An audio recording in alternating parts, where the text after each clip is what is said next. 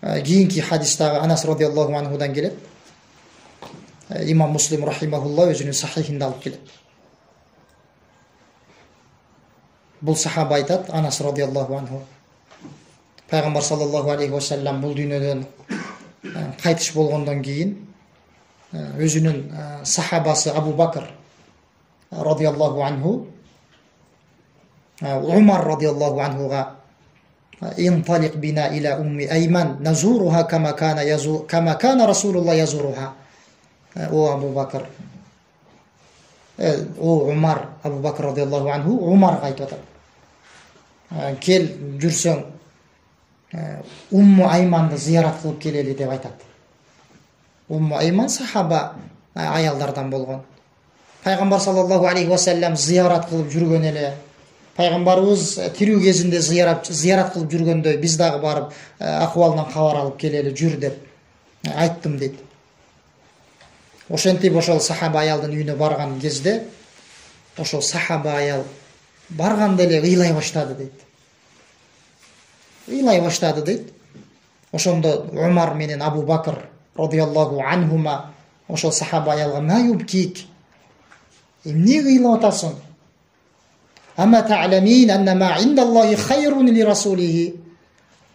Сиз эмне билбейсизби? Эмнеге ыйлап атасыз? Пайгамбар саллаллаху алейхи ва саллям үчүн Аллахтын алдындагы абал, Аллахтын алдындагы белек сыйлыктар бул дүйнөдөн жакшыраак эмеспи? Жакшы го, эмне үчүн ыйлап атасыз деп айтышты дейт. Ошондо жанагы сахаба аял айтат: Инни ла абки анни ла а'ламу анна ма индаллахи хайрун ли расулиллах, валакин абки анна ал-вахья кад инқата'a мин ас-сама. Сахаба аял айтат: Мен Аллахтын алдындагы сыйлыктар, Аллахтын алдындагы даража пайгамбар үчүн жакшыраак экендигин билбегендигимден ыйлап атканым жок дейт.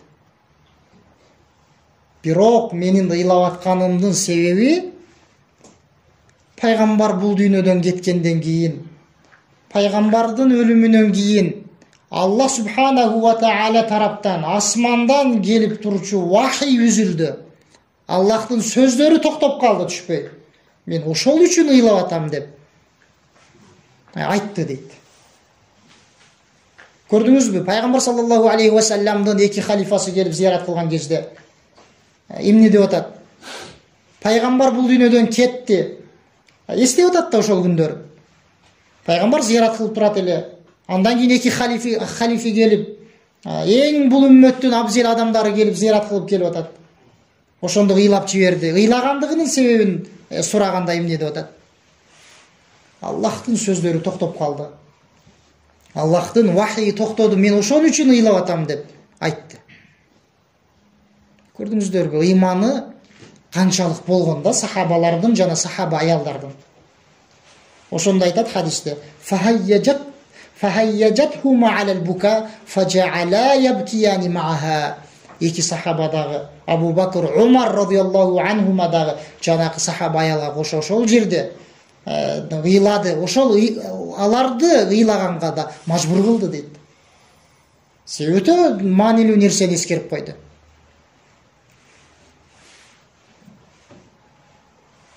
Андан кийинки хадис Ибн Умар радиаллаху анхумадан келет. Бул сахаба айтат: "Ламма иштадда би Расулиллахи саллаллаху алейхи ва саллям важауху қила лаху фис-сала." Пайгамбарыбыз өмүрүнүн аягында катуу ооруду го, өлүм төшөгүндө жатып калды. Намазга дагы чыкканга абалы жарабай калды да. Ошо катуу ооруп өлүм төшөгүндө жаткан кезде пайгамбарыбызга намаздын убагы болуп калды деген нерсе эскерилди. Ушул сөз айтылды. Ошондо пайгамбар саллаллаху алейхи ва саллям: "Муру Аба Бакрин фалюсалли бин-нас." Абу Бакрга айткыла, адамдарга имам болуп намаз окуй берсин деди. Себеби өзү чыга албайт. Намаз деп сахабалар дагы бир ушул жерден жакшы пайда алсак болот. Пайгамбарыбыз өлүм төшөгүндө жатып атат да, өтө катуу ооруда туруп атат. Ошол кезде дагы сахабалар келип пайгамбарыбызга намазды эскерип атат. Намаздын убактысы болуп калды, эмне кылабыз деп атат да. ошондо пайгамбар саллаллаху алейхи вассалам туруп тургула деген жок. Абу Бакырды айткыла, Абу Бакырды имам болуп намазды окуй берсин деди. Ошондо Абу Бакр радиаллаху анхунун кызы, пайгамбарыбыздын аялы Аиша радиаллаху анха, момундардын энеси, пайгамбарыбызга: "Я Расулаллах, инна Абу Бакр рожулун ракикун иза караал Кур'ан қалабахул бука." Аллахтын элчиси, сиз мындайча айтканда Абу Бакрды имам бол деп айтып атасыз. Бул адам өтө жумшак адам.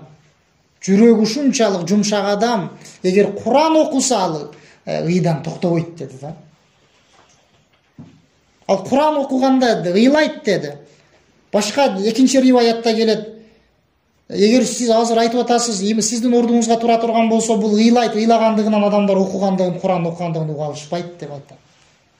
Башкасын буйрусаңыз дейт, башка дагы риваяттарда келет.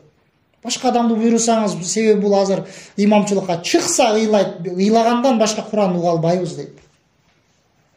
Ошондо пайгамбар саллаллаху алейхи вассалам: "Муруху фалюсалли." Жок, буйругула. Буйругула дейт да дагы. Ошол абалын эскерсе дагы буйругулага, айткылага, имам болуп окусун дейт. Көрдүңүзбү сахабаны? Намазга турса ушундай экен. Турса ыйлай берет деди да. Башканы буйруңуз деди. Ушундай акыбалы. Хадис муттафакун алейх болгон, Бухариде, Муслимде келген хадис.